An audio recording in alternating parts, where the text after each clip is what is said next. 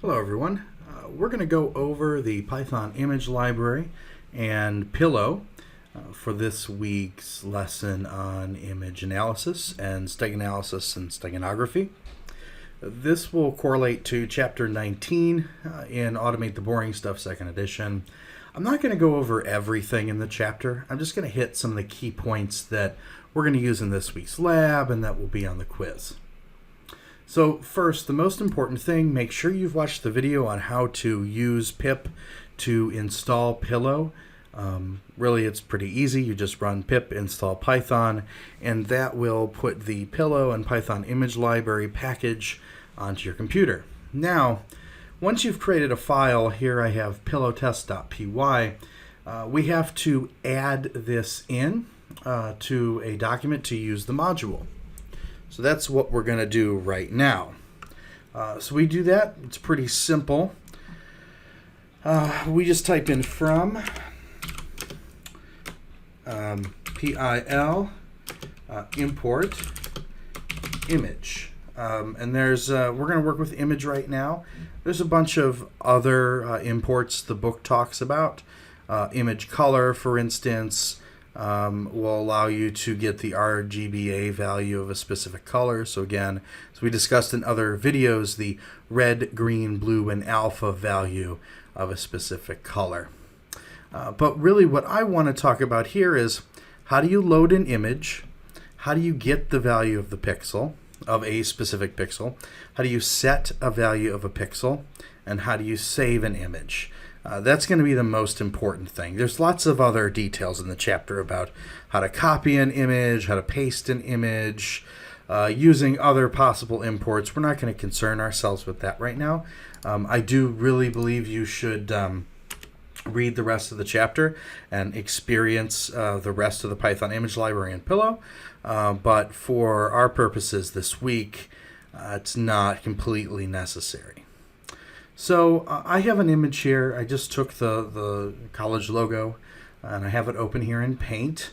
And I have it zoomed in right now a lot because what I want to do is show you, at least in a user interface version, how we can access color information. So we have it here in Paint, and let's say we want to go to pixel 00.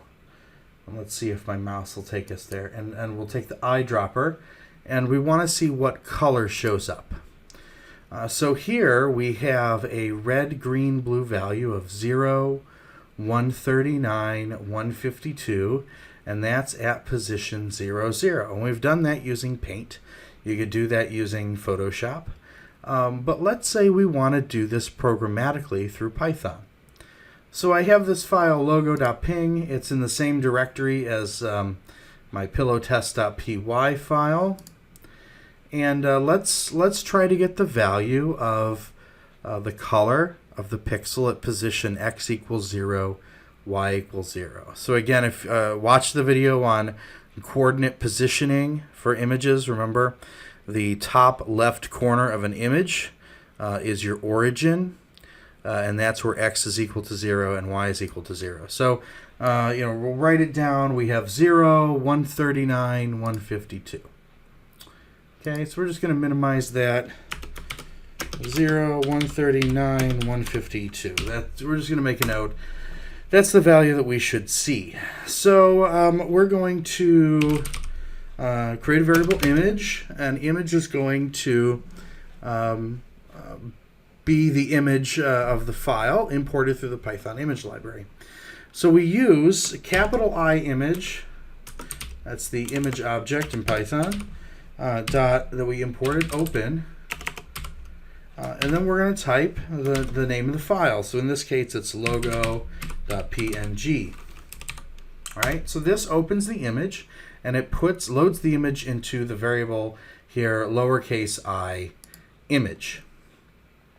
All right, and one thing to make sure, I'm putting a relative path here, logo.ping, so make sure that when you are running this Python file, in my case, I have to be in the same directory as the image.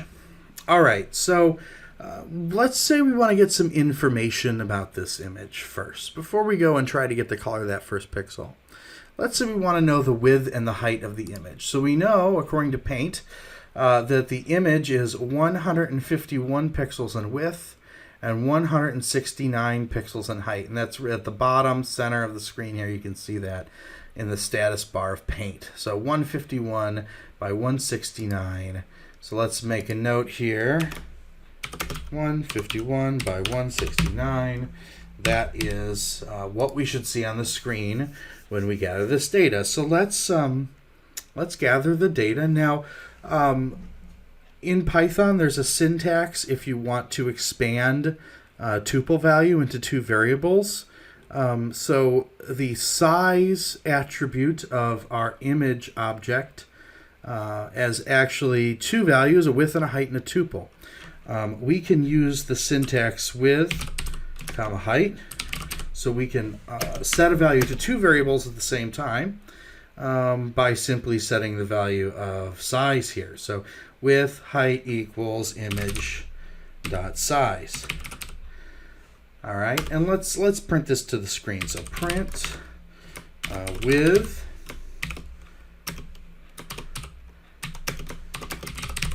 we're going to print width to the screen. Print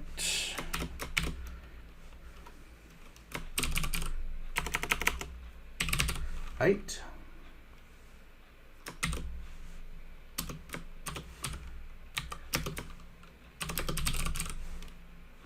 And let me just print, make this nice and pretty, image information.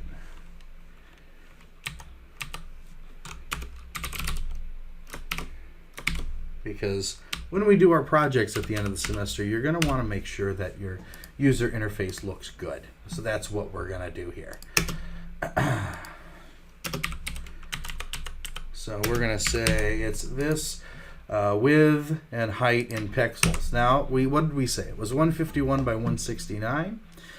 So what did we do here? We opened up the image. We took image.size, that attribute, and expanded it to the variables width and height. And now we're going to go ahead and print that off. So did I save the file? Save it again. Just be safe.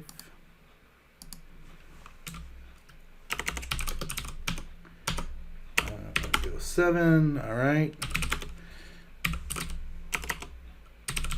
Python pillowtest.py. We run it and we see here we've gathered image information. The width is 151 pixels and the height is 169 pixels.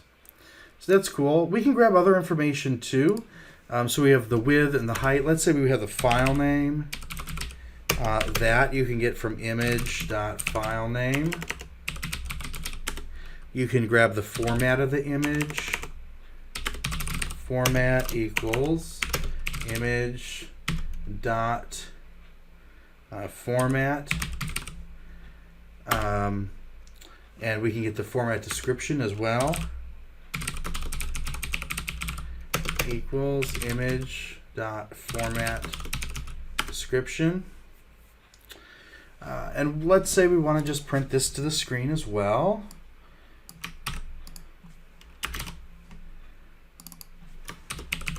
File name. This is going to be a string.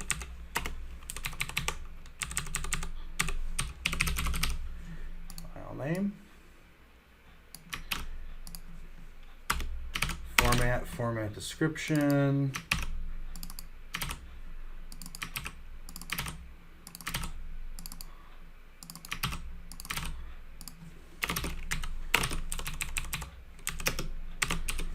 All right. And again, we just want to make this look really good. So we will add some spacing here. Maybe expand out our title. Save this file. So again, what do we do here? We also grab the file name, the format description. These are all attributes on the image. We'll go ahead and save this file. And let's run it again. Clear the screen, run the file, and now we see it's 151 pixels in width, 169 pixels in height. The file name is logo.png. The format is PNG or PNG, and its portable network graphics format is the expanded description. So that gives us some excellent metadata on the image. So what I want to show you next is how to get a pixel. So we talked about pixel 00, and we said its RGB value, and really this is RGBA. The alpha value here is going to be 255. We said red is equal to 0. Red is equal to 0. Green is equal to 139. And blue is equal to 152. So let's try to read pixel 00 and see what it does. I'm just going to print a blank line here. All right, so similar to what we did in width, we can expand out the tuple passed back to us. The tuple passed back to us is going to have 4 values, RGBA, red, green, blue, alpha, when we call image.getPixel. So image.getPixel, image.getPixel passes back a tuple with 4 values, RGBA equals image.getPixel, and you pass it a tuple for the x and y coordinates, and here we want x equals 0, y equals 0, so we pass it 0, 0, and the output is going to be the RGBA value. And then what we will do is go ahead and print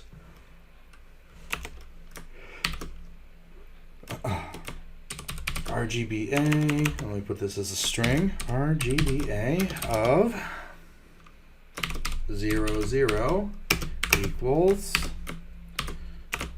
D, decimal,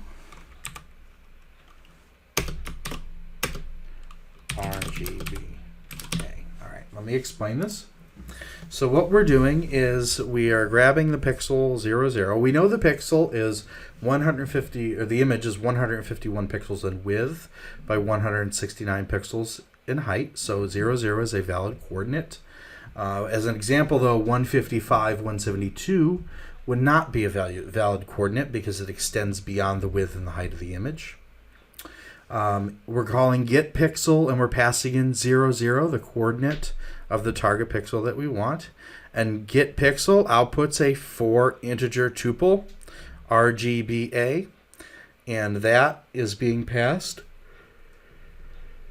into the variables RGBA using the nice simple syntax that Python wants or allows us to do. We could easily just have a single variable that passes us the tuple, and we can access the tuple using list indices. So remember, if it's a 4-integer tuple, index 0 would be red, index 1 would be green, index 2 would be blue, and index 3 would be the alpha value. All right, let's save this file. Now, right now, we're looking to get the values back. A equals 255, R equals 0, red equals 0, green equals 139, B equals 152, and A equals 255. And just to make this a little clearer, I'm going to put, let me print this out, clean it up, save the file. Let's clear the command prompt to run it again. And it looks like I have an error here. Where's my error? RGBA of 0, 0.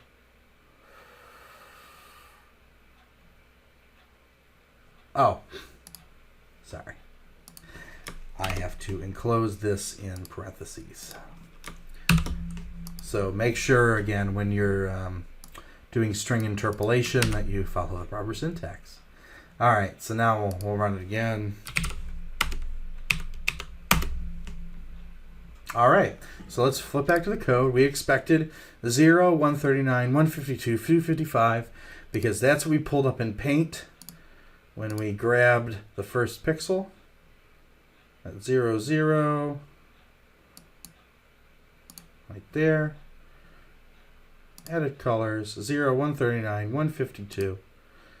That's what we have. We go in here, and great. Now we see it's pixel 0, 0, red equals 0, green equals 139, B equals 152, and the alpha value for transparency is fully opaque, which means 255. So excellent. That worked. So that's how to use get pixel. And now we want to go ahead and put the pixel. So let's say we want to change the color of that first pixel. So I'm going to close Paint. Because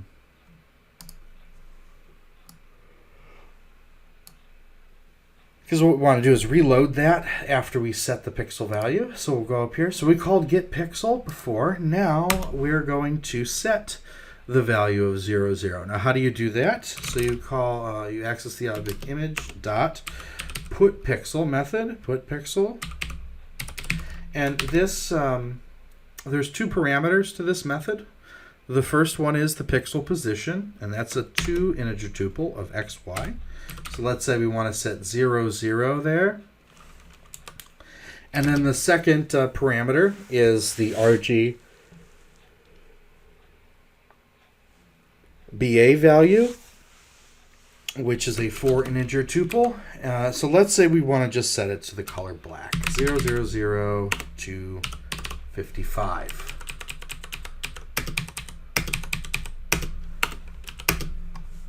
All right, and then let's just let the user know that we did that. Set RGB of 0, 0 to the following, 0, 0, 0 to 55. So what did we do here? We read the pixel in. That pixel originally was a red equals 0. So in the red channel, we had 0. In the green channel, we had 139. In the blue channel, we had 152. And in the alpha channel, we had 255. That's what we read. Now, we're going to put the pixel. We're going to set that to black. And to do a black pixel, in the red channel, you put 0. In the blue channel, you put 0. In the green channel, you put 0. Sorry, red, green, blue. Flip those around. And in the alpha channel, you still do 255 because it's fully opaque. And then the last step that's different from get pixel is we have to save our image. And let's save it into a new image, so we're not going to overwrite what we have. Image.save, and we'll call it new logo.ping. All right, and let's clear everything out. Let's see if it runs without errors this time. All right, so it says we set the value. So let's go look at Windows Explorer and refresh this. Oh, look, and we have a new file, new logo.ping. And let's open it up in Paint. All right, and let's zoom to 800. Oh, and look in the top right corner, in pixel 0, 0, we're going to take the eyedropper and select that value, 0, 0. All right, now we're going to edit colors, and excellent. We see here that the red is equal to 0, so 0 in the red channel, 0 in the blue channel, 0 in the green channel, and 0 in the blue channel.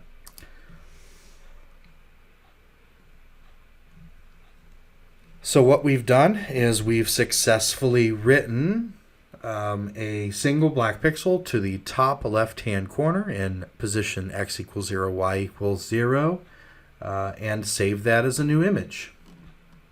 So that is really the core of what I want you to understand for this week, because again, now we're going to tie this into steg analysis.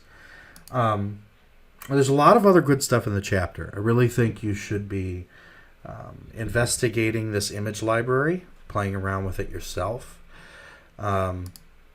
Definitely apply this to two-dimensional loops, which I talk about later on. I really don't want to give that answer away here. I think there's plenty of examples in the lab, but because you're going to be writing a two-dimensional loop, so a while loop nested with another while loop to access every pixel of an image and set the value and then save that image. But again, this is really good stuff. I would dig into it personally. But it's pretty simple too. You just have to understand the underlying concepts of two-dimensional arrays, how images work, the coordinate system used by images, and it's extremely powerful, especially when we talk about stag analysis and hidden messages and editing each of these channels and applying algorithms to the channels to hide encrypted data. Again, if you have any questions, please let me know. Hopefully this was helpful.